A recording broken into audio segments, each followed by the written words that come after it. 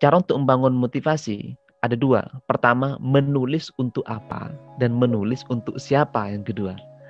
Menulis untuk apa di sini adalah misalkan kalau dulu saya masih di pondok itu menulis untuk mendapatkan uang.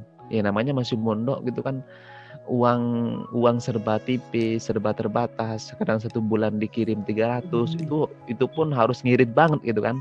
Sehingga bagaimana kita itu memutar otak, apalagi di pondok kan serba terbatas ruang geraknya. Menulis pun di media itu kan masih ngantri kadang itu, karena banyaknya santri yang mau nulis juga, sedangkan sedangkan media untuk ngetik atau komputer itu sangat terbatas, itu pun ngantri. Sehingga sedangkan media itu sangat menggiurkan. Kalau tulisan ketika saya masih mondok dulu itu dimuat di media itu menjadi buah bibir santri, bahkan bisa nyampe ke pengasuh atau kepada kiai, sehingga itu menjadi perhatian banyak para santri, dan juga bisa jadi santriwati pada waktu dulu itu kan. Yang harus dibangun motivasinya adalah menulis untuk apa. Untuk apa di sini misalkan mendapatkan uang. Dulu kayak gitu, sekalipun tidak seberapa sih nulis dulu. Saya dulu nulis di pondok itu dimuat di majalah Invitah, ada itu dibayarannya 20.000 gitu, tapi sudah bahagia banget gitu kan. Bahagia banget karena sekalipun bayaran honornya dikit gitu ya, tetapi di situ ada namanya kepuasan batin ketika tulisan saya itu dibaca oleh pembaca. Nah, kemudian yang kedua adalah menaikkan prestasi. Nah ini penting.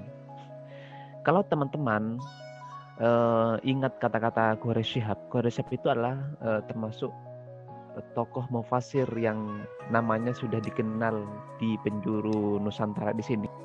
Biarkan saya itu dikenal dengan dua.